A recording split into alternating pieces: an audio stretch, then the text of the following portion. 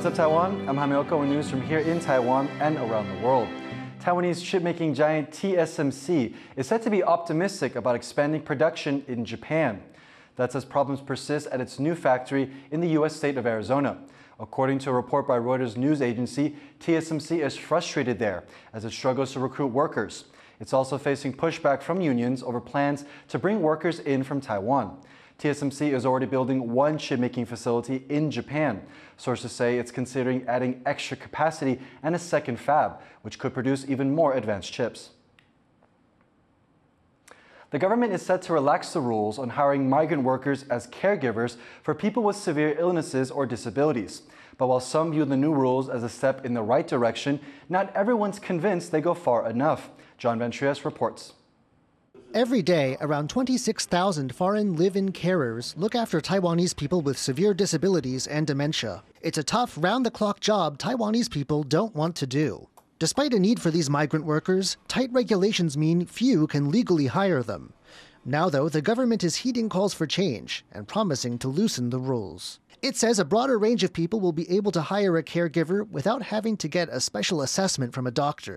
These include people with less severe conditions, but who still need support. The government hopes to help about 600,000 who need a carer to find one. Under the loosened rules, around 20,000 more caregivers will also be allowed into Taiwan.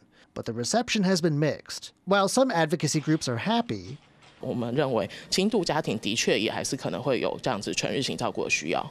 Others are concerned the new rules will make it harder for people with more severe conditions to find a caregiver.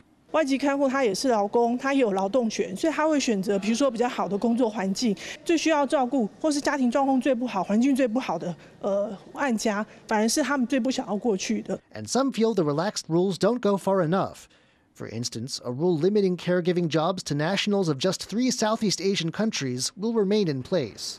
包括新加坡啦、香港啊、日本啊、韩国，光是在亚洲，他们的劳动力引进国就已经不是像台湾只有3个国家，一定要先去多开发一些劳动力的引进国。 Getting enough workers has become a priority as the country's population is rapidly aging. 到111年为止，全台湾大概有83万的长照需求人口，其中长照大概只能提供到40%的居家服务跟 日间照顾，然后有1成左右是机构照顾，所以大概也就1半左右可以满足台湾人民本地照顾的一个需求。 Meaning debate over long-term care and the obstacles to getting it are not likely to go anywhere anytime soon. Eason Chen and John Ventriest for TaiwanPlus. What would it take you to climb 91 stories as fast as you can? Well, for participants of Taipei 101 Run-Up, cash and a shot at eternal glory are among the many draws.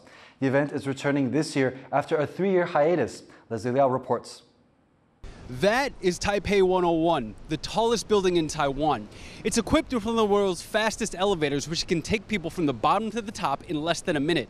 But on October 14th, thousands of people will forgo the quick ride and climb their way to the top. 91 stories, 2,046 steps, and a 390-meter vertical climb.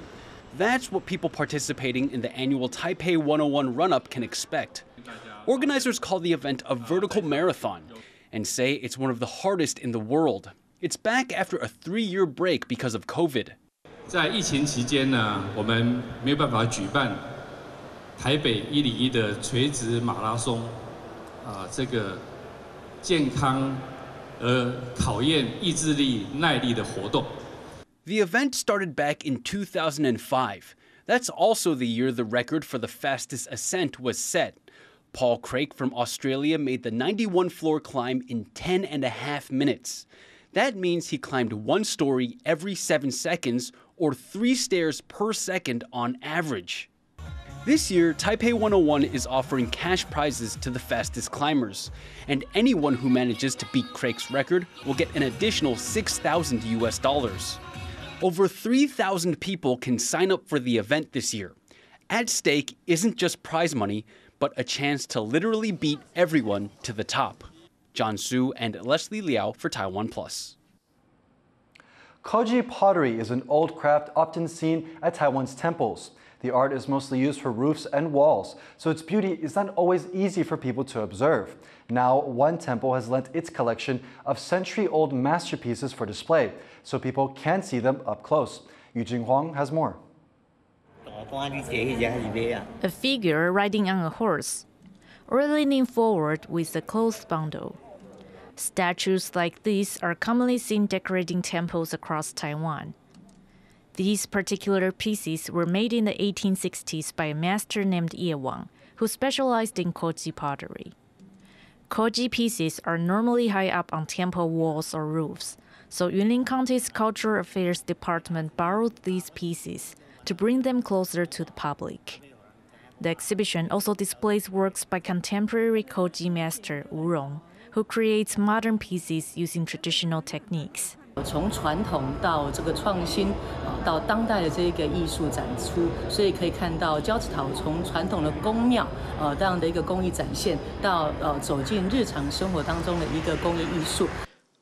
The exhibition in the central county of Yunlin shows the development of Koji art. It originated in China and flourished after finding its way to Taiwan.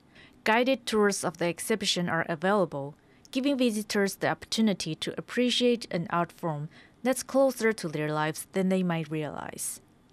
Devon Tsai and Yu Jinghua for TaiwanPlus. Culture vultures and history buffs may soon be pouring into a unique space underneath a park in Taipei. Although few are aware of it, anyone who's used a tap in the city has benefited from its existence. Bryn Thomas has the story. Behind the door, near a river, in a South Taipei neighborhood, you'll find a space lost to the flow of time. This man-made reservoir used to provide water to much of the city. And like many buildings from the Japanese colonial era, it's a symbol of Taiwan's complicated past. 这个就是维修通道，然后分成两边两个水池，这个全部都是日本时代留到现在的。 Named after a bodhisattva who carried a jug of fresh, purifying water, the Guanyin Reservoir sits 5 meters below the surface. When it was opened in 1909, it stored 4,500 tons of water and served much of the city. It's part of a series of infrastructure projects built by the Japanese Empire in Taiwan intended to modernize the country. It was built alongside reservoirs and pumping stations in the countryside and bridges, government buildings, and power generators in the cities. 目的是让水其实是照着这个墙的方向去流动，所以水就是一个活水。所以其实现在这个设计其实对整个蓄水池来讲，它是蛮先进的。 The reservoir got its water from the mountains around Taipei.